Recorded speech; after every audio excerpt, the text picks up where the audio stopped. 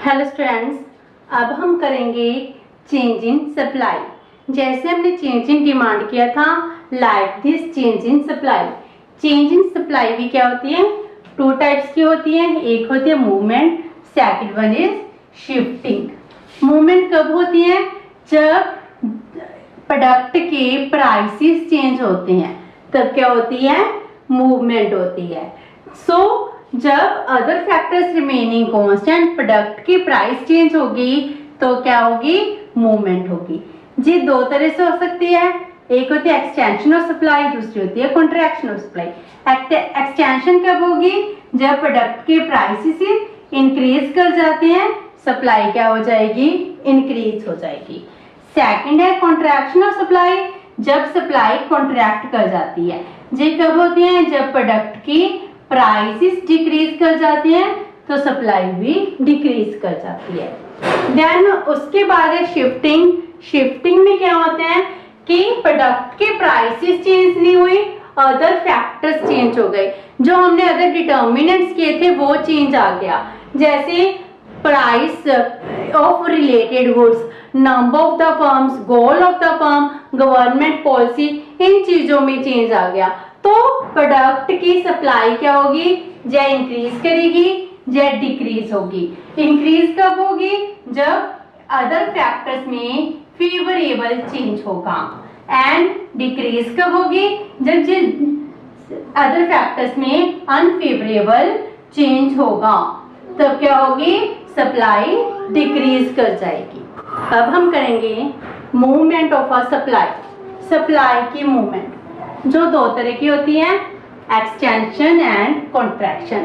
Extension कब होगी? जब प्रोडक्ट के प्राइसेस इंक्रीज कर जाएंगे, उस प्रोडक्ट की सप्लाई इंक्रीज कर जाएगी। अगर प्रोडक्ट के प्राइस ₹10 है तो सप्लाई कितनी है? 10 यूनिट्स। अगर प्रोडक्ट के प्राइसेस इंक्रीज कर गए तो सप्लाई क्या होगी?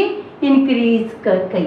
तो इसको हम कहते हैं एक्सटेंशन ऑफ सप्लाई। तो इसको डायग्राम में बनाते हैं और एक्स एक्सिस पर ले रहे हैं क्वांटिटी, वाई एक्सिस पर ले रहे हैं प्राइस। तो हमारी सप्लाई कब क्या होती है? Positive direct. अगर प्रोडक्ट के प्राइसेस ओपी हैं तो producer is at point A और ओ क्यू यूनिट सप्लाई कर रहे हैं। अगर प्रोडक्ट के प्राइसेस राइज कर जाएं फ्रॉम P2 P1, उसकी सप्लाई क्या हो जाएगी? इंक्रीज कर जाएगी, क्वांटिटी Q1। वो क्या कर गया?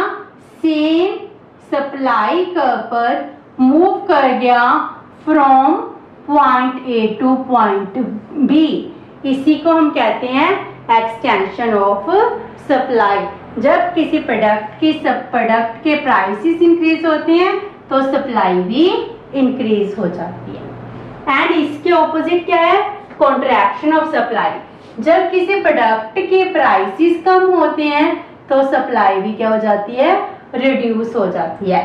प्रोडक्ट के प्राइस पहले ₹20 थे, सप्लाई थी 20 यूनिट्स। अगर प्रोडक्ट के प्राइसेस लो हो जाए तो 10 आ गई तो सप्लाई क्या होगी? रिड्यूस होकर 10 यूनिट्स हो गई। इसको बनाते हैं डायग्राम में। ओ एक्स एक्सिस पे ले रहे हैं क्वांटिटी, वाई एक्सिस पे ले रहे हैं प्राइसेस। और हमारा सप्लाई का कैसे होता है? Direct positive. अगर मान लो पहले प्रोडक्ट के प्राइस ओपी थे और ओपी प्राइसेस पर कितनी क्वांटिटी सप्लाई की जा रही थी? O Q. And producer is at point A. अगर प्रोडक्ट के प्राइसेस डिक्रीज कर गए, लेट्स सपोज P1 हो गए तो सप्लाई क्या हो गई? कम हो जाएगी।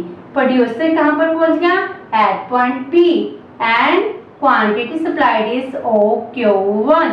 इट मींस जैसे प्रोडक्ट के प्राइसेस फॉल किए वो A पॉइंट से B पॉइंट पर डाउनवर्ड शिफ्ट हो गया, मूव हो गया। इसी को हम कहते हैं मूवमेंट ऑफ सप्लाई। मूवमेंट में क्या होते हैं? प्रोडक्ट के प्राइसेस चेंज होने से उसकी सप्लाई चेंज हो जाती है। वो सेम सप्लाई का ऊपर है, उसकी सप्लाई में चेंज आ रहा है because of change in the price of the commodity. अब हम करेंगे शिफ्टिंग ऑफ सप्लाई। अब शिफ्टिंग ऑफ सप्लाई क्या होती है? दो तरह की, increase in supply and decrease in supply. जब शिफ्टिंग करेंगे तो सप्लाई इंक्रीज क्यों होगी? उस प्रोडक्ट के प्राइसेस चेंज नहीं होंगे, लेकिन other factors, number of firms increase हो गई, उस प्रोडक्ट के फैक्टर्स की कॉस्ट है वो रिड्यूस हो गई, गवर्नमेंट पॉलिसी चेंज हो गई, रिलेटेड प्रोडक्ट में चेंज आ गया, तो सप्लाई इंक्रीज हो जाती है। तो इसको हम टेबल के थ्रू करते हैं। मान लो किसी प्रोडक्ट के प्राइस ₹10 थे, तो सप्लाई कितनी है? 10 यूनिट्स। अगर प्रोडक्ट के प्राइसेस सेम रहे, कांस्टेंट है, तो सप्लाई क्या होगी? इंक्रीज होकर 20 यूनिट्स होगी। क्यों? हो सकता है कि नंबर ऑफ फर्म्स इंक्रीज कर गई हो मार्केट में, फर्म का गोल सेल मैक्सिमाइजेशन हो गया हो, गवर्नमेंट ने सब्सिडी देनी शुरू कर दी हो, टेक्नोलॉजी में चेंज आ गया हो, तो इन वजह से प्रोडक्ट की सप्लाई इंक्रीज हो जाएगी। तो सप्लाई कब क्या होगा? इसमें शिफ्ट कर जाएगा। इसको हम डायग्राम के थ्रू करते हैं। मान लो ये हमारा सप्लाई कर्व है एस। अगर प्रोडक्ट की प्राइसेस इंक्रीज हो जाएंगी तो supply curve shift to downward. Supply curve क्या हो गया? डाउनवर्ड बन गया, S1। देखिए, जैसे हम पहले प्रोडक्ट ओपी प्राइस पर थे, ओपी प्राइस पर कितनी सप्लाई हो रही थी? OQ units. अब प्रोडक्ट की प्राइसेस चेंज नहीं हुआ, सप्लाई कर्व शिफ्ट कर गया, तो वो इस सप्लाई कर्व पर, न्यू सप्लाई कर्व पर कितना है? ओक्यू क्वांटिटी सप्लाई होने लग गई।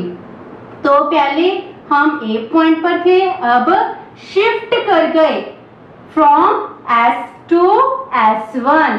सप्लाई कर्व क्या हो गया? डाउनवर्ड शिफ्ट हो गया। इसी को कहते हैं इंक्रीज इन सप्लाई।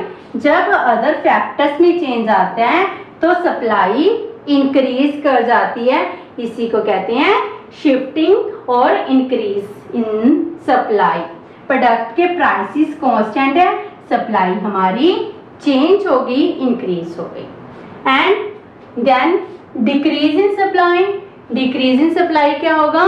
किसी प्रोडक्ट के प्राइसेस कांस्टेंट रहते हैं, लेकिन अदर फैक्टर्स में चेंज आ गया, नंबर ऑफ फर्म से रिड्यूस होगी, फर्म ने प्रोडक्शन कम कर दी, उसका गोल क्या हो गया? प्रॉफिट मैक्सिमाइजेशन हो गया। न्यू टेक्नोलॉजी नहीं है, हमारी टेक्नोलॉजी आउटडेटेड रहेगी, और अदर गुड्स से रिलेटेड गुड है, उसके प्राइसेस डिक्रीज हो गए।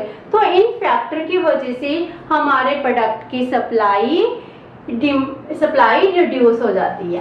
तो प्रोडक्ट की प्राइस मान लो 10 थी, सप्लाई भी 10 यूनिट थी, प्रोडक्ट के प्राइसेस में कोई चेंज नहीं आ रहा, लेकिन सप्लाई चेंज होकर 5 यूनिट्स रहेगी। इसको कहते हैं डिक्रीज इन सप्लाई।